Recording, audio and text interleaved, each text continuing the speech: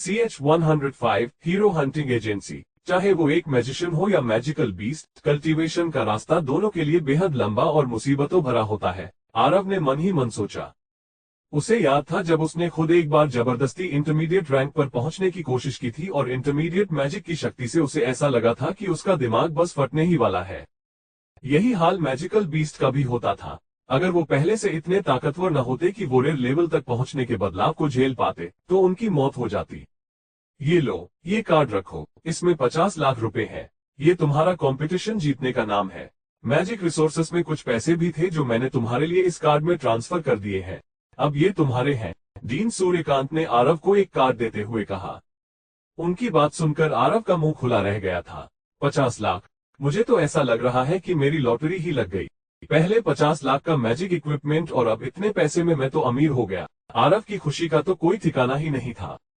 आरव को अचानक इतना खुश होते हुए देखकर डीन सूर्यकांत परेशान हो गए और उन्होंने उसे समझाया। हम जैसे मैजिशियंस के लिए पैसे की कोई कीमत नहीं होती। मैजिक के हाई रैंक्स तक पहुंचने के लिए लाखों रुपए भी कुछ नहीं होते हैं। एक बार तुम एडवांस्ड रैंक पर पहुंच जाओ, फिर तुम्हें न जाने कितने पैसों की जरूरत पड़ेगी। मैजिक कल्टीवेशन एक ऐसा रास्ता है जिसमें बहुत दौलत लगती है, लेकिन शायद तुम्हारे शहर में आई उस आपदा के बाद तुम समझ गए होगे कि एक सच्चे मैजिशियन की क्या जिम्मेदारी होती है और इस दुनिया में उनका दर्जा क्या होता है। आप चिंता मत कीजिए सर, मैं सिर्फ एक इंटरमीडिएट मैजिशियन बनकर नहीं रहूंगा। मैं और मेहनत करूंगा और आगे जाकर मैं एक एडवांस्ड मैजिशियन जरूर बनूंगा। अच्छी बात है, और अगर कभी भी तुम्हारे शहर जैसी आपदा कहीं और आती है तो मैं उम्मीद करूंगा कि तुम अपना कर्तव्य जरूर निभाओगे, डीन सूर्यकांत ने कहा। लाइब्रेरी के बाहर आकर आरव की खुशी संभाले नहीं संभल रही थी। वैसे तो आरव की मंजिल भी बहुत दूर थी, लेकिन ये कंपटीशन जीतने के बाद उसे इसके इनाम से बहुत फायदा मिला था। डीन सूर्यकांत को अच्छे से पता था कि आरव को किस चीज की जरूरत थी और इसलिए उन्होंने आरव के लिए वो खास रिसोर्सेज तैयार करवाए थे। अब तो आरव की खुशी का कोई ठिकाना ही ना था। एक बार आरव बहुत शक्तिशाली बन जाता, फिर उसे पैसों की फिक्र नहीं करनी पड़ती। पैसे तो अपने आप ही आ जाते और डीन सूर्यकांत ने तो उससे कहा ही था कि एक बार वो एक बड़ा मैजिशियन बन जाए, फिर तो वो आसानी से पैसे कमा सकता था। मेरा फायर रोज फ्लेम है, बाजार में जिसकी कीमत लगभग 2 करोड़ है, और मुझे जो 50 लाख रुपए यूनिवर्सिटी से इनाम में मिले हैं वो एक स्पिरिट ग्रेड लाइटनिंग सोल खरीदने के लिए काफी नहीं है। वो तो एक फायर फ्लेम से भी कहीं ज्यादा महंगी है। शायद मुझे इनाम के पैसों का इस्तेमाल एक अच्छा घर लेने के लिए करना चाहिए, आरव ने धीमी आवाज में खुद से कहा। जिस दिन से आरव को वो रोज फ्लेम मिला था, वो बस उसी तरह ही एक लाइटनिंग सोल की मदद से अपने लाइटनिंग एलिमेंट की शक्तियां भी बढ़ाना चाहता था, और उसके लिए उसे एक लाइटनिंग सोल की जरूरत पड़ती। अभी तो वो यूनिवर्सिटी के हॉस्टल में ही रह रहा था, लेकिन उसका घर जादू नगरी से 1 घंटे की दूरी पर था, जो किसी गांव से कम नहीं लगता था।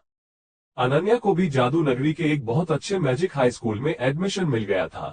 वो अकेले सब कुछ नहीं कर पा रही थी, इसलिए आरव को उसके लिए एक केयरटेकर रखना पड़ा था। उसने तो ये भी सोचा था कि अमीर होते ही वो अनन्या के लिए एक फीमेल बॉडीगार्ड रखेगा, ताकि कोई उसके साथ बदतमीजी न कर सके। यूनिवर्सिटी के रूल्स के हिसाब से वो अभी हॉस्टल में रह रहा था, लेकिन कुछ सालों बाद उसे एक रहने की जगह की जरूरत पड़ेगी। वैसे तो हॉस्टल में सब अपनी जिंदगी जी रहे थे, लेकिन इतने सारे लोगों के साथ रहने में बहुत परेशानी होती थी। डीन सूर्यकांत ने एकदम सही सलाह दी थी। इस वक्त उसके लिए मैजिक कल्टीवेशन तो जरूरी था ही, लेकिन उसके साथ ही साथ प्रैक्टिकल कॉम्बैट का एक्सपीरियंस भी जरूरी था। इससे न सिर्फ उसका मैजिक बैटल का एक्सपीरियंस बढ़ता, बल्कि उसके मैजिक कल्टीवेशन की रफ्तार भी बहुत तेज हो जाती। 1 साल पहले उसने अपने सामने ही उन 4 सिंघानिया फैमिली के मैजिशियन को अपनी जान से हाथ धोते हुए देखा था, क्योंकि उनके पास कॉम्बैट एक्सपीरियंस नहीं था। उन्हें मरते हुए देखकर आरव अपने कॉम्बैट एक्सपीरियंस को लेकर बहुत सीरियस हो गया था। वैसे भी हाई लेवल मैजिक कल्टीवेशन तक पहुंचने का फायदा क्या होगा अगर उसे मैजिक बैटल का कोई एक्सपीरियंस ही ना हो। इसलिए कुछ वक्त लगातार मैजिक कल्टीवेशन करने के बाद उसने अब तय कर लिया था कि वो फिर से एक हंटर मैजिशियन बनेगा। यूनिवर्सिटी में वो दूसरे स्टूडेंट्स को चैलेंज दे सकता था, लेकिन सिर्फ उतना काफी नहीं था। आखिर वो तो स्टूडेंट थे और उनके बीच एक मैजिक बैटल का वातावरण बनना नामुमकिन था। लेकिन हंटर मैजिशियन रोजाना ऐसे मैजिक बैटल में पड़ते थे जिनमें उनकी जान भी जा सकती थी, और इन्हीं मैजिक फाइट से आरव खुद को तराश सकता था। और सिर्फ इतना ही नहीं, बल्कि एक हंटर मैजिशियन बनने के बाद आरव को पैसे भी मिलते। आरव यही उम्मीद करता था कि उसका लाइटनिंग एलिमेंट भी रोज फ्लेम जैसे खास सोल सीड में बदल जाए। आखिर अपनी कॉम्बैट पावर दुगनी करने का मौका कौन छोड़ता। आरव, तुम कहाँ जा रहे हो? कुछ वोटर एलिमेंट की लड़कियां मुझसे मिलने आने वाली हैं।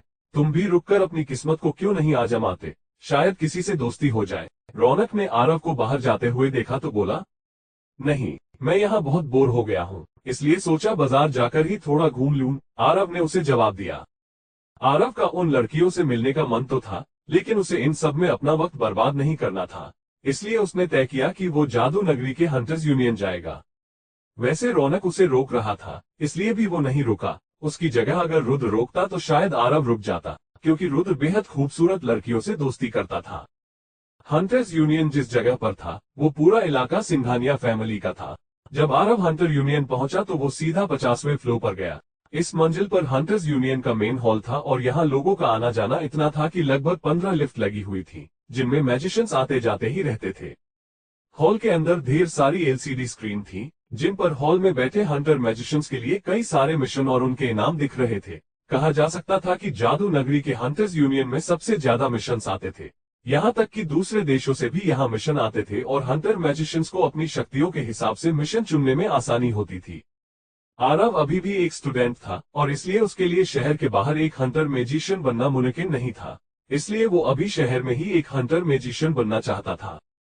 जादू नगरी तो इतनी बड़ी थी कि यहाँ कोई न कोई मैजिकल बीस्ट तो मिलता ही रहता था। वो अपने शहर में भी एक हंटर मैजिशियन था और जादू नगरी में भी एक हंटर मैजिशियन बन सकता था। जादू नगरी का हंटर मैजिशियन बनकर न सिर्फ उसका कॉम्बैट एक्सपीरियंस बढ़ता, बल्कि उसे ढेर सारे पैसे भी मिलते। तो इसमें हर्ज क्या था? सिटी हंटिंग टीम ज्वाइन करने के लिए आपको पहले एक हंटर का टाइटल पाना होगा और आपके शहर में आपके हंटिंग एक्सपीरियंस के हिसाब से आपको अभी जादू नगरी में एक हंटर मैजिशियन बनने में कुछ वक्त लगेगा। वहां बैठी एक हंटर असिस्टेंट ने बात को घुमा फिरा कर कहा। और मुझे ये हंटर का टाइटल कैसे मिलेगा? आरव ने उससे पूछा। हंटर टाइटल पाने के लिए आपको कुछ मिशंस पूरे करने होंगे, उन्हें करने से आपके पॉइंट्स बढ़ जाएंगे। एक बार आपने कुछ पॉइंट्स इकट्ठा कर लिए तो आपको ये टाइटल अपने आप ही मिल जाएगा। आपके पिछले शहर में किए हुए काम के हिसाब से आपके पास सिर्फ 750 पॉइंट्स ही हैं और हंटर टाइटल पाने के लिए आपको 9200 पॉइंट्स की जरूरत है, असिस्टेंट ने कहा। क्या ये पागल तो नहीं हो गई है? इसके हिसाब से तो मुझे सिटी हंटिंग टीम ज्वाइन करने में सालों लग जाएंगे, आरव ने सोचा। मुझे लगता है कि मेरी शक्तियां बहुत ज्यादा हैं और मैं सिटी हंटिंग टीम ज्वाइन करने के लिए तैयार हूं। क्या उसके लिए कोई शॉर्टकट नहीं है? आरव ने पूछा। नहीं, कोई शॉर्टकट नहीं है। आपको धीरे धीरे ये पॉइंट्स इकट्ठा करने होंगे। हंटर यूनियन की एक बहुत बड़ी जिम्मेदारी होती है। हम ऐसे ही किसी भी मैजिशियन को सिटी हंटिंग टीम में कैसे जाने दे सकते हैं?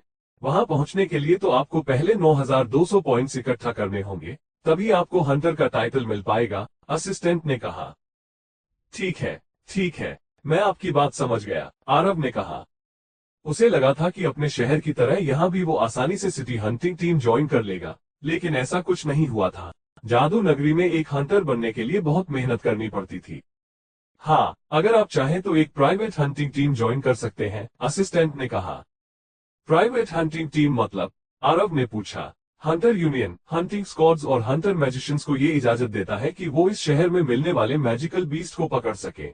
वैसे तो कस्टमर्स के लिए ये प्राइवेट टीम ज्यादा महंगी होती है, लेकिन ये अपना काम करने में हमेशा सफल भी होते हैं, असिस्टेंट ने बताया।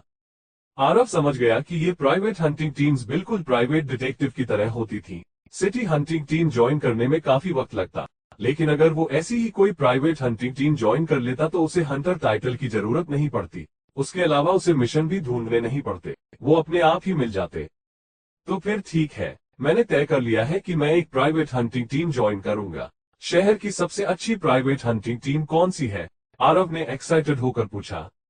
अपनी पुरानी दुनिया में आरव जासूसी वाली मूवीज बहुत देखता था। उसका भी एक डिटेक्टिव बनने का वक्त आ गया था। वो तो इस सोच में पड़ गया कि सबके सामने खुद को इंट्रोड्यूस कैसे करेगा।